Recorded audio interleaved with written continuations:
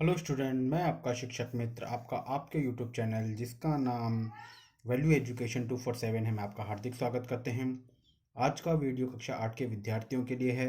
आज हम गणित विषय के मॉडल टेस्ट पेपर नंबर 3 पर चर्चा करेंगे। सबसे पहले हमारे पास में जो प्रश्न आएंगे वो आएंगे वस्तुनिष्ठ प्रश्न, जिनकी संख्या होगी 1 से 8 तक की।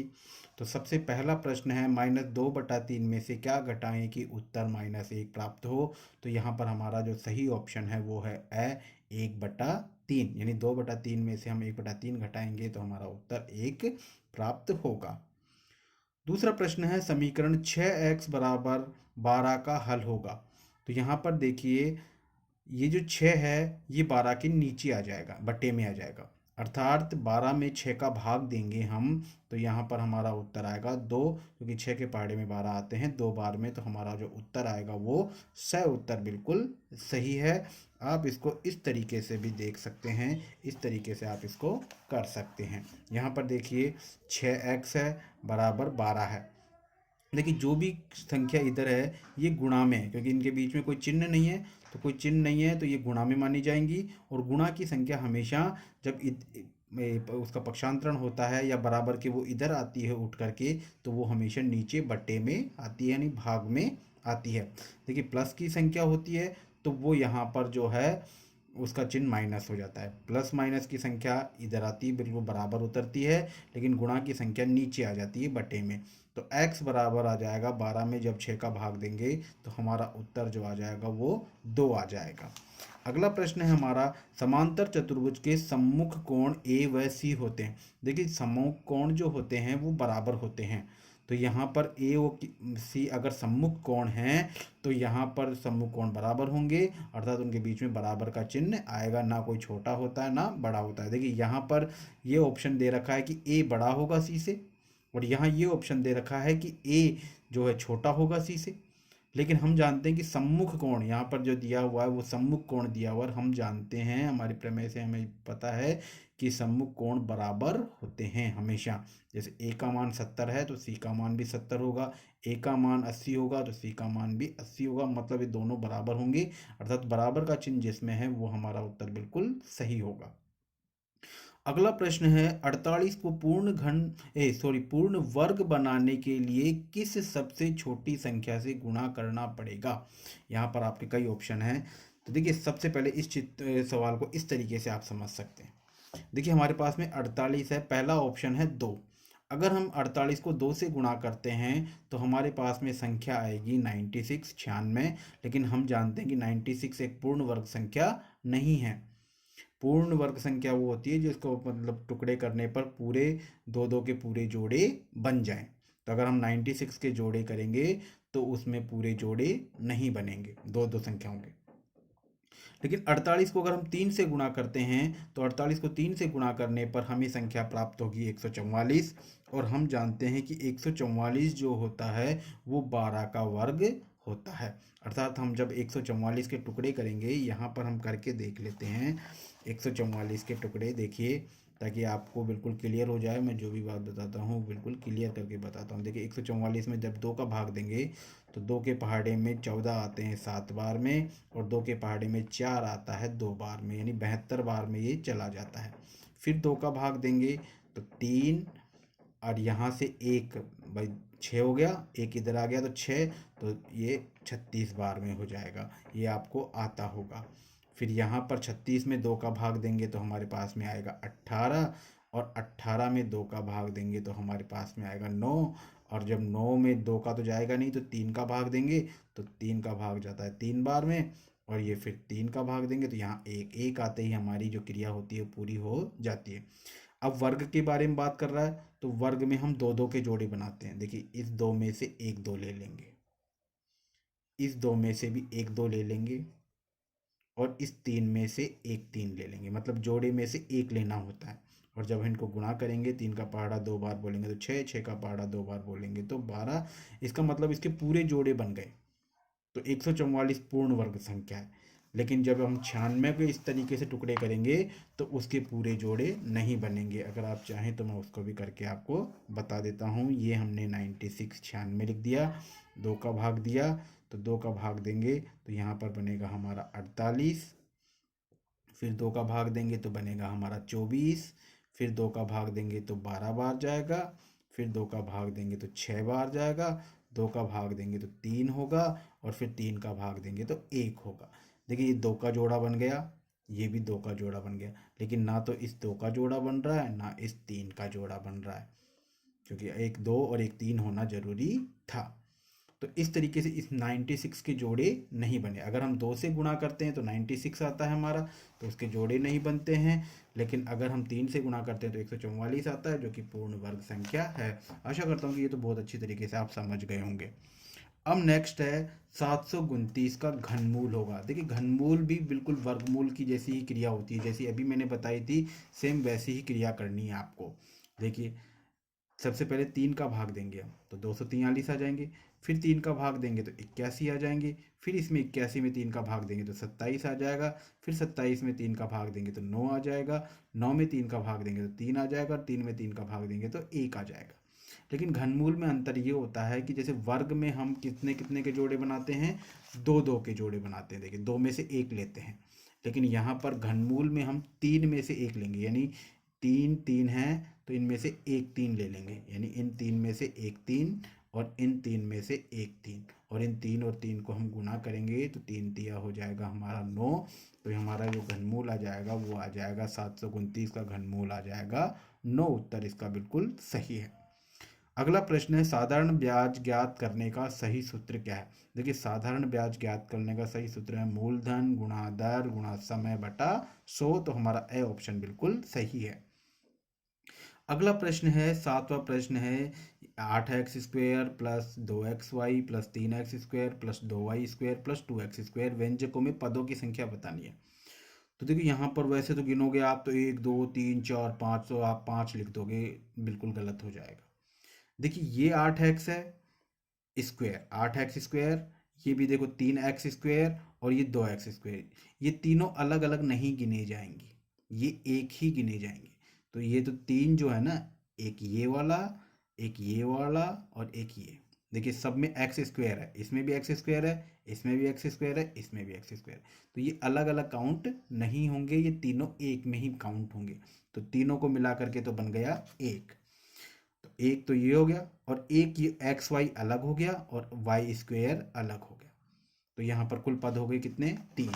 अब इसमें देख लीजिए आप, देखिए ये तीनों तो एक हो गए, इन तीनों को अलग अलग नहीं मानेंगे, इनको एक ही मानेंगे, क्योंकि तीनों में x² है। ये अलग माना जाएगा क्योंकि देखिए इसमें x² है लेकिन इसमें xy है, और ये भी अलग माना जाएगा क्योंकि देखो इसमें x² है, ये x और y है, लेकिन ये y² है। तो एक पद तो ये हो गया, एक पद ये हो गया और एक पद ये हो गया, तो कुल पद कितने हो गए, 3। तो इसको हम त्रिपदीय बोलेंगे। तो पदों की संख्या हो गई हमारी 3। तो यहाँ पर हमारा ए ऑप्शन बिल्कुल सही है।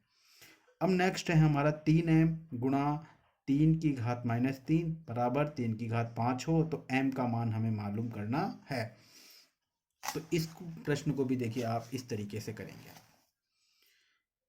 ये 3 गलत जगह बैठा हुआ, देखिए समीकरण है ये तो अपनी जगह सही बैठा है, तो इसको तो बिल्कुल ऐसे कैसे उतार देंगे। ये भी खुद की जगह बिल्कुल सही बैठा है, लेकिन ये गलत जगह बैठा है, इसको होनी चाहिए थी इसकी पोजीशन इधर बराबर के, लेकिन बैठा इधर है, तो सबसे पहले इसको इधर लेके जाएंगे।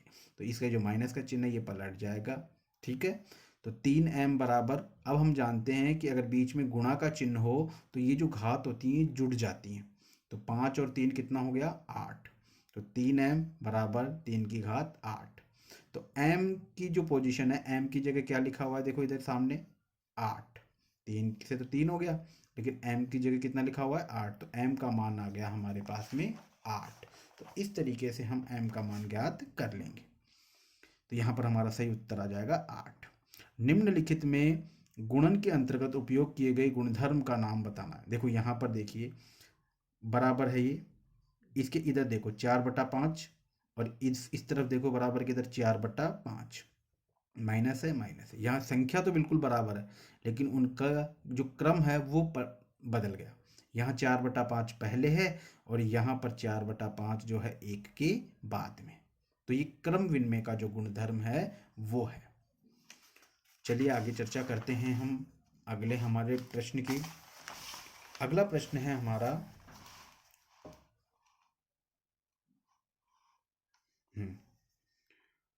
x बराबर 4/5 ब्रैकेट x प्लस 10 को हल कीजिए। देखिए ब्रैकेट के अंदर जो भी संख्या होती है ना, ब्रैकेट के बाहर वाली संख्या इनसे गुणा होती है। तो देखिए यहाँ तो ये x ऐसे कैसे उतर गया, बराबर ये 4 जो है इन दोनों से गुणा हो जाएगा।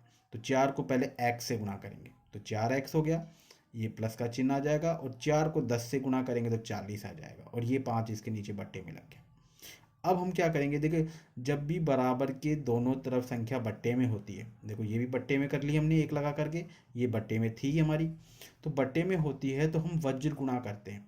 वज्र गुणा का मतलब होता है तिरछा गुणा, यानी ये 5 तो गुणा होगा इस x से, तो ये बन गया 5x, और ये एक पहले गुणा होगा 4x से, तो 4x, अब एक से गुणा होगा तो कोई फर्क नहीं पड़ेगा, ये ऐसे कैसे लिख देंगे, लेकिन यहाँ पर 2 हो तो क्या होगा, पहले 2 गुणा होगा 4x से और फिर 2 गुणा होता 40 से, लेकिन यहाँ एक है तो एक पहले गुणा होगा 4x से, तो 4x आ गया, प्लस एक गुणा होगा 40 से, तो यहाँ 40 आ गया। अब देखो ये खुद की जगह सही बैठा है, और इधर ये 40 भी खुद की जगह सही बैठा है। गलत कौन बैठा है, ये 4x, जो इसको इधर होना चाहिए था इधर बैठा है, तो इसको खींच के इधर लाएंगे बराबर के इधर, तो ये इसका चिन्ह बदल जाएगा, तो 5x माइनस 4x, 4x का आगे यहाँ प्लस है, इधर आएगा तो माइनस हो जाएगा, बराबर 40। अब 5x में से 4x घटेंगे तो क्या बचेगा हमारे पास में, केवल x, तो x बराबर कितना हो जाएगा 40, तो x का मान हमें ज्ञात करना था, तो x का मान हो गया हमारे 40। नेक्स्ट प्रश्न है, निम्नलिखित संख्याओं में से प्रत्येक के घन के इकाई के अंक ज्ञात करो। देखिए इनके इकाई का अंक ज्ञात करना है अपने को, घन करके, क्या करके, घन करके। तो अभी मैंने जो पिछले वीडियो में भी आपको बताया था कि पूरी संख्या का घन नहीं करना है, केवल इसकी जो पहली संख्या है उसका घन कर लेंगे अपन।